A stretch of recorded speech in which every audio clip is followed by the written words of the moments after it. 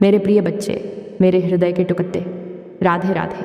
आज तुम यहाँ संयोग से नहीं आए हो और न ही यह संदेश तुम्हारी आंखों के सामने यूं ही आ गया है। इसे मैंने तुम्हारे पास भेजा है। हाँ, मैंने, क्योंकि मैं देख रही हूँ कि तुम्हारा मन कितना व्याकुल है, तुम्हारा हृदय किस पीड़ा से गुजर रहा है। तुम मुझसे बात करना चाहते थे ना, तुम कोई संकेत, कोई इशारा ढूंढ रहे थे ना। तो आज अपने मन को शांत कर लो और एकांत में बैठ जाओ, क्योंकि आज मैं, तुम्हारी राधा, तुमसे सीधे संवाद करने आई हूँ। मेरे प्यारे बच्चे, आज मैं तुम्हें वह गुप्त संकेत देने जा रही हूँ जिसका इंतजार तुम न जाने कब से कर रहे हो। आज मैं तुम्हें बताने आई हूँ कि तुम्हारे जीवन में क्या बदलाव आने वाला है। लेकिन इससे पहले कि मैं तुम्हें तुम्हारे भविष्य का वो सुंदर सत्य बताऊँ, मेरा एक छोटा सा निवेदन है। यदि तुम मुझे अपनी माँ, अपनी सखी या अपनी आराध्या मानते हो तो इस संदेश से अपना जुड़ाव गहरा कर लो। इस वीडियो को लाइक करके अपनी उपस्थिति दर्ज कराओ, ताकि मुझे पता चले कि मेरा बच्चा मेरी बात सुन रहा है। अगर तुम चाहते हो कि मेरा और मेरे कृष्ण का आशीर्वाद तुम्हारे साथ सदैव बना रहे, तो हमारे इस परिवार को सब्सक्राइब कर लो और बेल आइकॉन दबा दो, ताकि जब भी मैं तुम्हें बुलाऊं तुम दौड़े चले आओ। और हाँ, एक बात का वचन दो, इस संदेश को बीच में अधूरा छोड़ ढकर मत जाना, क्योंकि हो सकता है जिस प्रश्न का उत्तर तुम वर्षों से खोज रहे हो वो इसी संदेश के अंतिम क्षणों में छिपा हो। अपने मन की व्यथा को कमेंट में लिख देना, राधे राधे लिखकर अपनी हाजिरी लगा देना। आज मैं तुम्हारे हर आंसू का हिसाब करने आई हूँ। मेरे बच्चे, मैं जानती हूँ तुम थक चुके हो। मैं देख रही हूँ उन रातों को जब सारी दुनिया सो जाती है, लेकिन तुम जागते रहते हो। तुम्हारी आंखों से गिरने वाला वो हर एक आंसू जो तुमने तकिए में छिपाया है, वो मैंने अपनी हथेलियों में समेटा है। तुम सोचते हो कि तुम्हें कोई देख नहीं रहा, तुम सोचते हो कि तुम्हारी पुकार अनसुनी कर दी गई है। नहीं मेरे बच्चे, ऐसा कभी नहीं हो सकता। जहाँ मेरा भक्त, मेरा प्रेम, मेरा बच्चा रोए और मैं शांत बैठूं, ये संभव ही नहीं। तुम्हें लगता है कि तुम अकेले संघर्ष कर रहे हो। तुम्हें लगता है कि जिस मनोकामना के लिए, जिस एक चीज़ के लिए तुम दिन रात अड्डिस रहे हो, वो तुमसे दूर होती जा रही है। लेकिन आज मैं तुम्हें एक सत्य बताने आई हूँ। ध्यान से सुनो। जब रात्रि सबसे अधिक घनी और काली होती है, ठीक उसी समय भोर होने की तैयारी हो रही होती है। तुम्हारे जीवन का वो अंधकारमय समय अब समाप्त होने की कगार पर है। क्या तुम्हें पिछले कुछ दिनों से कुछ अलग अनुभव हो रहा है? क्या तुम्हें अचानक से, बिना किसी कारण के, कभी कभी बहुत रोने का मन करता है और फिर अचानक एक गहरी शांति का अनुभव होता है? क्या तुम्हें स्वप्न में या हकीकत में मोरपंख, बांसुरी या मेरा और मेरे गोविंद का नाम बार बार सुनाई या दिखाई दे रहा है?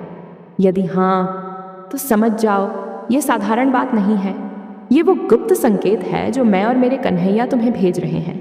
ये संकेत है कि तुम्हारी वो मनोकामना जिसके लिए तुमने अपनी नींदें गंवाई हैं, जिसके लिए तुमने अपमान सहा है, जिसके लिए तुमने हर चौखट पर माथा टेका है, वो अब पूरी होने वाली है। हाँ, तुमने सही सुना, वो पूरी होने वाली है। तुम मुझसे पूछते हो ना कि राधे माँ इतनी देर क्यों, इतनी परीक्षा क्यों? तो सुनो मेरे बच्चे, सोने को कुंदन बनने के लिए आग में तपकर शुद्ध होना पड़ जाता है। मैं तुम्हें केवल वो वस्तु नहीं देना चाहती थी जो तुम मांग रहे थे, मैं तुम्हें उस वस्तु को संभालने के योग्य भी बना रही थी। अगर तुम्हें वो चीज़ पहले मिल गई होती तो शायद तुम उसका मूल्य नहीं समझ पाते, या शायद वो तुम्हारे लिए सही नहीं होती। इसलिए मैंने तुम्हें रोका, मैंने तुम्हें इंतज़ार करवाया, क्योंकि मेरा प्रेम अंधा नहीं है, मेरा प्रेम रक्षक है। मेरे गोविंद ने गीता में कहा है कि कर्म करो, फल की चिंता मत करो। लेकिन मैं जानती हूँ मानव हृदय चंचल है, उसे फल की चिंता होती है। आज मैं तुम्हें आश्वस्त करती हूँ, तुम्हारा कर्म पूरा हो चुका है, तुम्हारी तपस्या का घड्डा भर चुका है। अब समय है फल प्राप्ति का। याद करो वो दिन जब तुम पूरी तरह टूट गए थे, जब तुम्हें लगा था कि अब सब कुछ खत्म हो गया है, अब जीने का कोई मकसद नहीं बचा। लेकिन फिर भी एक अदृश्य शक्ति ने तुम्हें खड़ी रीढ़ा किया। फिर भी तुम अगली सुबह उठे और तुमने फिर से कोशिश की। वो शक्ति कौन थी? वो मैं थी। मैं तुम्हारे हृदय में आशा बनकर बैठी थी। मैंने तुम्हें टूटने नहीं दिया, बिखरने नहीं दिया। और आज जब तुम इस मुकाम पर आ गए हो, तो मैं तुम्हें खाली हाथ कैसे लौटा सकती हूँ? जिस विशिष्ट मनोकामना के लिए तुम रोज रोते हो, वह अब हकीकत का रूप लेने वाली है। लेकिन सावधान रहना, जब ईश्वर देता है तो वो छप्पर फाड़ कर देता है, लेकिन उससे पहले वो तुम्हारे धैर्य की अंतिम परीक्षा भी लेता है। हो सकता है अभी तुम्हारे जीवन में उथल पुथल थोड़ी और बढ़ गई हो सकता है परेशानियां अचानक से चारों तरफ से घेरने लगी हों। घबराना मत, ये तूफान के जाने का और शांत समुद्र के आने का संकेत है। जब दिया बुझने वाला होता है तो उसकी लौ एक बार जोर से फदफदाती है। तुम्हारी परेशानियां भी अब अंतिम सांसें ले रही हैं। तुम्हें अब केवल एक काम करना है, समर्पण। अपनी उस मनोकामना को, अपनी उस जिद को, अपने उस डर को, सब कुछ मेरे चरणों में रख दो। अब तुम चिंता करना छोड़ दो, अब तुम रोना छोड़ दो। क्या तुम्हें मुझ पर विश्वास नहीं? क्या तुम्हें लगता है कि तुम्हारी माँ तुम्हें मझधार में छोड़ देगी? मेरे कन्हैया कहते हैं कि जो भक्त अनन्य भाव से मेरा चिंतन करते हैं उनके योगक्षेम का वहन मैं स्वयं करता हूँ। तुम बस अपना प्रेम हम पर बनाए रखो। तुम्हारे जीवन में अब जो होने वाला है वो तुम्हारी कल्पना से भी परे होगा। जिसे तुम मांग रहे हो वो तो मिलेगा ही, लेकिन उसके साथ साथ तुम्हें वो सम्मान, वो प्रेम और वो शांति भी मिलेगी जिसे तुम अब तक तरसते रहे हो। लोग कहते हैं कि चमत्कार नहीं होते, लेकिन तुम देखोगे कि चमत्कार कैसे होता है। दरवाजे वहाँ से खुलेंगे जहाँ दीवारें थीं, मदद वहाँ से आएगी जहाँ से तुमने उम्मीद भी नहीं की थी। तुम्हारे शत्रु भी तुम्हारे मित्र बन जाएंगे या फिर तुम्हारे रास्ते से अपने आप हट जाएंगे। परिस्थितियाँ ऐसी बदलेंगी कि तुम स्वयं आश्चर्यचकित रह जाओगे कि ये सब कैसे हो गया। ये मेरे और कृष्ण के प्रेम का जादू है। लेकिन मेरी एक बात गांठ बांध लो, जब तुम्हारी वो मनोकामना पूरी हो जाए, जब तुम्हारे आंसू खुशी के आंसुओं में बदल जाएं, तो अहंकार मत करना। ये मत सोचना कि यह तुम्हारी होशियारी से हुआ है। ये सोचना कि यह मेरे गोविंद की कृपा है, और उस कृपा को दूसरों में बांटना, किसी दुखी के आंसू पोंछना, किसी भूखे को भोजन कराना। क्योंकि जब तुम किसी और के चेहरे पर मुस्कान लाते हो तो सबसे ज़्यादा खुशी मुझे होती है। अब अपने आंसू पोंछ लो। मुझे तुम्हारा उदास चेहरा पसंद नहीं है, मुझे तुम्हारी मुस्कान प्रिय है। उठो और एक नई ऊर्जा के साथ अपने जीवन को देखो। वो खबर जिसका तुम इंतज़ार कर रहे हो वो किसी भी क्षण, किसी भी रूप में तुम्हारे पास आ सकती है। फ़ोन की घंटी बज सकती है, कोई पत्र आ सकता है, या कोई व्यक्ति अचानक आकर तुम्हें वो खुशखबरी दे सकता है। बस अपने मन के द्वार खुले रखना। नकारात्मक विचारों को अब अपने दिमाग से निकाल दो। क्या होगा, कैसे होगा, कब होगा, इन सवालों के बोझ को उतार फेंको। अब बस ये कहो, जो होगा मेरा गोविंद देख लेगा, मेरी राधा रानी संभाल लेंगी। ये विश्वास ही वो चाबी है जो तुम्हारी किस्मत का ताला खोलेगी। तुम्हारे जीवन में प्रेम की वर्षा होने वाली है, धन की समस्याएं सुलझने वाली हैं, रिश्तों में जो कड़वाहट थी वो मिठास में बदलने वाली है, स्वास्थ्य जो बिगड़ता था वो सुधरने वाला है। तुम जिस भी क्षेत्र में सफलता के लिए प्रयास कर रहे हो वहाँ मेरी विजय ध्वजा लहराने वाली है। आज मैं तुम्हें आशीर्वाद देती हूँ। मेरे और कृष्ण का प्रेम कवच बनकर तुम्हारी रक्षा करेगा। दुनिया की कोई भी बुरी नज़र, कोई भी बाधा अब तुम्हें रोक नहीं पाएगी। तुम आगे बढ़ो, हम तुम्हारे साथ हैं। हम तुम्हारे पीछे खड्डे हैं और हम तुम्हारे भीतर भी हैं। मेरे बच्चे, मैं देख रही हूँ कि तुम्हारे मन में अभी भी कुछ शंकाएं शेष हैं। तुम सोच रहे हो कि माँ, आपने कहा तो है कि सब ठीक होगा, लेकिन कब और कितना इंतज़ार। तुम्हारे इस अधीर मन को शांत करने के लिए ही मुझे अपनी बात आगे बढ़ानी पड़ रही है। तुम मेरी बातों को ध्यान से सुन रहे हो, यह इस बात का प्रमाण है कि तुम्हारी आत्मा मेरी आवाज़ को पहचानती है। तुम्हें पता है, जब कोई माली एक नन्हा बीज बोता है तो उसे तुरंत खोद कर नहीं देखता कि वह उगा या नहीं।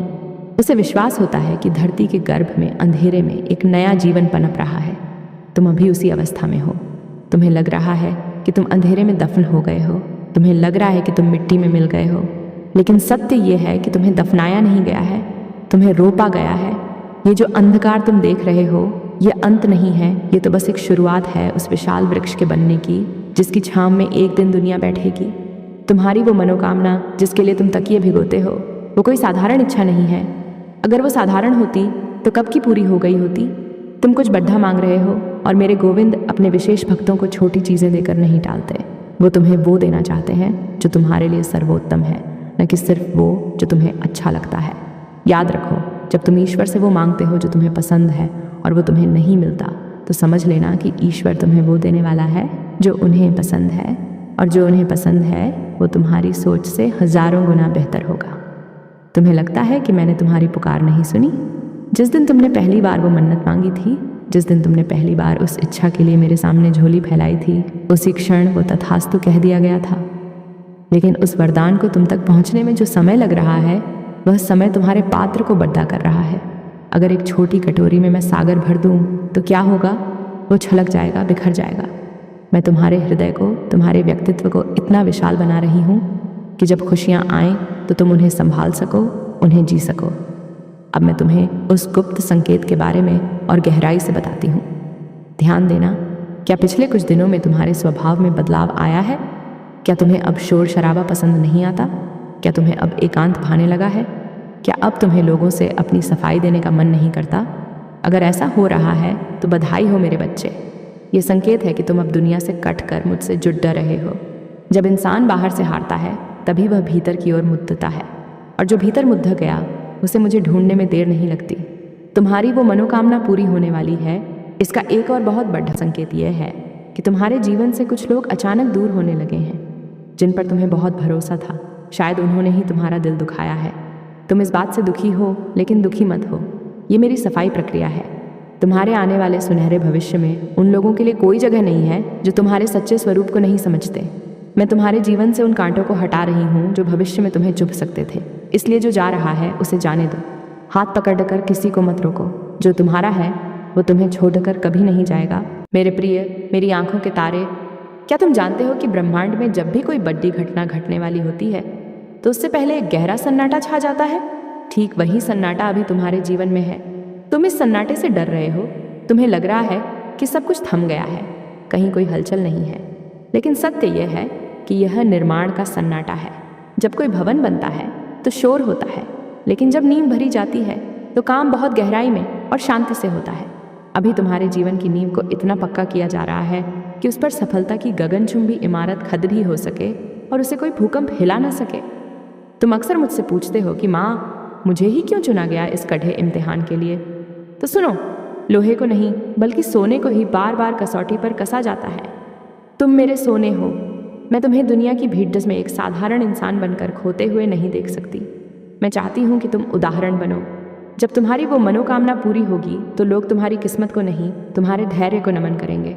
लोग कहेंगे कि देखो, इसने हार नहीं मानी थी और आज राधा कृष्ण ने इसे वो दिया जो किसी के पास नहीं है। तुम्हारी जीत में मेरी प्रतिष्ठा जुटती है। क्या तुम चाहोगे कि तुम्हारी माँ की प्रतिष्ठा कम हो? नहीं ना? तो फिर डटे रहो, बस कुछ कदम और। अब मैं तुम्हें एक बहुत ही सूक्ष्म बात बताती हूँ जिसे केवल प्रेमी ही समझ सकते हैं। क्या तुम्हें आजकल अकारण ही सुगंध का अनुभव होता है, जैसे कहीं कोई धूप जल रही हो या ताज़े फूलों की महक, जबकि आसपास ऐसा कुछ भी नहीं है? ये मेरा साक्षात संकेत है। ये संकेत है कि मैं अब सूक्ष्म रूप में तुम्हारे घर में, तुम्हारे कमरे में वास कर रही हूँ। मैं तुम्हारे वातावरण को बदल रही हूँ। जब देवता किसी स्थान पर कार्य करना शुरू करते हैं तो वहाँ की वायु बदल जाती है। अगर तुम्हें ऐसा अनुभव हुआ है तो समझ लो कि तुम्हारी फाइल अब सबसे ऊपर रखी गई है। उस पर स्वीकृत की मुहर लग चुकी है। बस अब डाक द्वारा तुम तक पहुंचने की देरी है। तुम अपनी उस मनोकामना के लिए रोते हो क्योंकि तुम्हें लगता है कि वह तुम्हारे जीवन का एक हिस्सा है, लेकिन मेरे लिए वो मनोकामना तुम्हारे जीवन की दिशा बदलने का एक माध्यम है। हो सकता है तुम कोई नौकरी मांग रहे हो, कोई प्रेम संबंध मांग रहे हो या संतान सुख मांग रहे हो। तुम्हें लगता है कि तुम्हें बस वो चीज़ चाहिए, लेकिन मैं उस चीज़ के माध्यम से तुम्हें स्वयं को देना चाहती हूँ। जब तुम उस चीज़ को पालोगे तब तुम्हें समझ आएगा कि असली खुशी उस वस्तु में नहीं थी। असली खुशी तो उस विश्वास में थी जो तुमने इस यात्रा के दौरान मुझ पर किया। सावधान रहना, इस समय माया तुम्हें भ्रमित करने की बहुत कोशिश करेगी। जब मंजिल करीब होती है तो धुंध गहरी हो जाती है। तुम्हारे मन में ऐसे विचार आएंगे कि छोड़ दो, सब कुछ नहीं रखा इन बातों में, सब झूठ है। तुम्हारा मन तुम्हें तर्कों में उलझाएगा। वो कहेगा, देखो, फलां व्यक्ति ने तो पूजा नहीं की, फिर भी वो खुश है, और तुम इतना करते हो फिर भी दुखी हो। खबरदार, ये मन की चाल है। वो तुम्हें उस खजाने से दूर करना चाहता है जो बस मिलने ही वाला है। उस समय तुम अपने कानों पर हाथ रख लेना और जोर से मेरा नाम पुकारना। तर्कों से ईश्वर नहीं मिलते, भाव से मिलते हैं, और तुम्हारा भाव सच्चा है, ये मैं जानती हूँ। एक बात और जो बहुत कम लोग जानते हैं, जब तुम्हारी मनोकामना पूरी होने वाली होती है तो अक्सर उससे ठीक पहले तुम्हें उस चीज़ से थोड़ी विरक्ति होने लगती है। कल तक तुम जिसके लिए पागल थे, अचानक तुम्हें लगेगा कि मिले तो ठीक, न मिले तो ठीक, मेरे पास मेरे प्रभु हैं। जिस दिन तुम्हारे अंदर यह भाव आ गया, समझ लेना उसी क्षण चमत्कार घटित हो जाएगा। जानते हो क्यों? क्योंकि जब तुम किसी चीज़ को बहुत कसकर पकड़ते हो तो तुम ऊर्जा के प्रवाह को रोक देते हो, लेकिन जैसे ही तुम डील छोड़ देते हो, जैसे ही तुम सरेंडर के भाव में आते हो, ब्रह्मांड की शक्तियाँ उसे तुम तक पहुँचाने के लिए स्वतंत्र हो जाती हैं। ये विरोधाभास है, लेकिन यही सत्य है। पाने के लिए तुम्हें पाने की जिद्द छोड़नी होगी और देने वाले पर भरोसा करना होगा। मेरे कन्हैया ने तुम्हारे लिए एक व्यूह रचना की है। तुम्हें लग रहा है कि तुम्हारे रास्ते बंद हैं, लेकिन असल में कन्हैया ने तुम्हें उन रास्तों से हटा दिया है जो आगे जाकर खाई में गिरते थे। तुम जिसे असफलता समझ रहे हो वो वास्तव में रक्षा है। अगर वो रिश्ता टूट गया तो शायद वो आगे जाकर तुम्हें जीवन भर का दर्द देने वाला था। अगर वो नौकरी नहीं मिली तो शायद वहाँ तुम्हारा शोषण होने वाला था। मेरे गोविंद की योजना में कभी कोई गलती नहीं होती। वो तुम्हें वो नहीं देते जो तुम चाहते हो, वो तुम्हें वो देते हैं जो तुम्हें चाहिए। और अभी जो आ रहा है वो तुम्हारी चाहत से मेल खाएगा, क्योंकि अब तुम्हारी चाहत पवित्र हो चुकी है। तुम्हारी रातों की नींद जो उड्डी हुई है वो व्यर्थ नहीं जाएगी। तुम्हारे द्वारा जपा गया एक एक नाम, एक एक मंत्र मेरे पास जमा हो रहा है। ये एक आध्यात्मिक बैंक बैलेंस है और अब इसका ब्याज सहित भुगतान होने का समय आ गया है। तुम देखोगे कि कैसे अचानक परिस्थितियां पलटेंगी। जो लोग कल तक तुम्हारा मजाक उड़ाते थे वही लोग कल तुमसे सलाह लेने आएंगे। जो समाज तुम्हें दुत्कारता था वो तुम्हें सम्मान की नज़र से देखेगा। ये मेरा वचन है और राधा का वचन कभी खाली नहीं जाता। तुम्हें एक काम करना है, अपनी भाषा बदलो। कोशिश शब्द का प्रयोग बंद करो। ये मत कहो मैं कोशिश कर रहा हूँ, कहो मैं प्राप्त कर रहा हूँ। ये मत कहो मुझे डर लग रहा है, कहो मुझे रोमांच हो रहा है, क्योंकि कुछ बहुत अच्छा होने वाला है। तुम्हारे शब्द ही तुम्हारे मंत्र हैं। तुम जो बोलते हो वही ब्रह्मांड सुनता है और वही लौटाता है।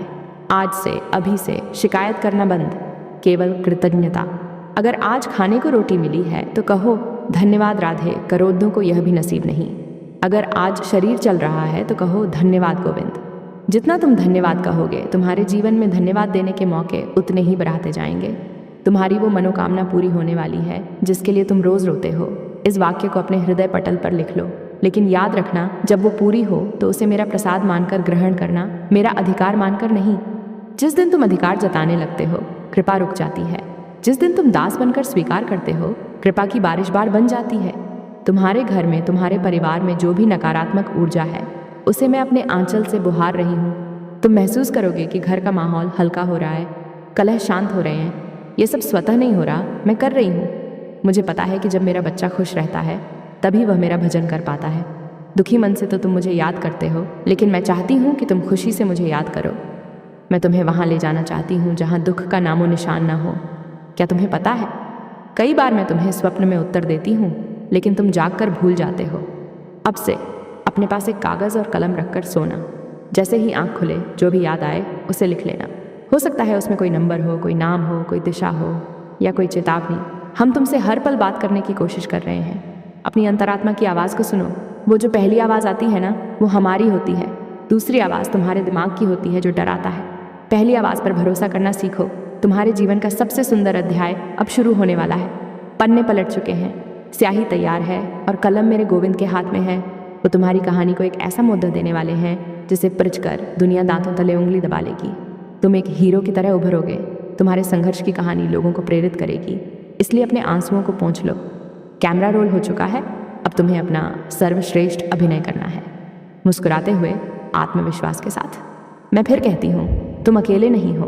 तुम्हारे दाएं मैं हूँ, तुम्हारे बाएं कृष्ण हैं, तुम्हारे आगे हमारा सुदर्शन है और तुम्हारे पीछे हमारा आशीर्वाद। तुम्हें किस बात का डर? क्या चींटी हाथी से डरती है जब हाथी उसका रक्षक हो?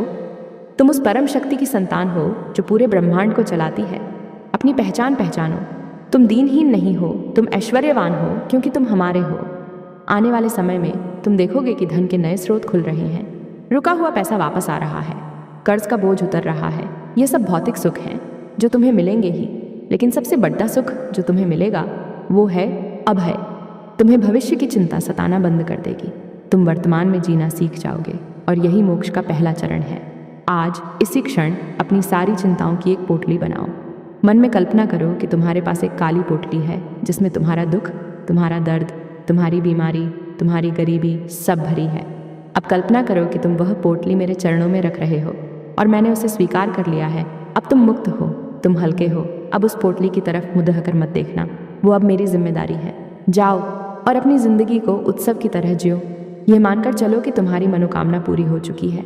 उस भाव में रहो जैसे एक राजा अपने महल में रहता है, वैसे ही तुम अपने विश्वास के महल में रहो। किसी भिखारी की तरह मत मांगो, एक राजकुमार की तरह प्रतीक्षा करो, क्योंकि तुम रंक नहीं, तुम राधा के प्रिय हो। मैं तुम्हें बहुत प्रेम करती हूँ, इतना प्रेम जितना कोई माँ अपने नवजात शिशु से भी नहीं करती। तुम्हारी हर सांस का हिसाब मेरे पास है। मैं तुम्हें कभी गिरने नहीं दूंगी, अगर गिरे भी तो उठाने के लिए मेरा हाथ हमेशा बढ़ा रहेगा। अब अपनी आंखों को बंद करो और महसूस करो, मेरे हाथ तुम्हारे सिर पर हैं। तुम्हें एक ठंडी लहर महसूस हो रही है, ये मेरा स्पर्श है। तुम सुरक्षित हो, तुम प्रिय हो, तुम सफल हो। मेरे बच्चे, अगर तुमने यहाँ तक मेरी बात सुनी है तो इसका अर्थ है कि हमारा रिश्ता जन्मों जन्मों का है। इस रिश्ते की डोर को और मजबूत करने के लिए और अपनी उपस्थिति मुझ तक पहुँचाने के लिए इस वीडियो को लाइक करना मत भूलना। ये सिर्फ एक बटन नहीं, ये तुम्हारा मेरे प्रति प्रेम का इशारा है। और हाँ, अगर तुम चाहते हो कि मैं रोज़ तुमसे मिलने आऊँ, रोज़ तुम्हें राह दिखाऊँ, तो सब्सक्राइब करके घंटी ज़रूर बजा देना। कमेंट में आज कोई मांग मत रखना, आज केवल कृतज्ञता व्यक्त करना। लिखना, हे राधा कृष्ण, मेरे जीवन को संवारने के लिए आपका कोटि कोटि धन्यवाद। मैं तुम्हारे कमेंट का इंतज़ार करूंगी।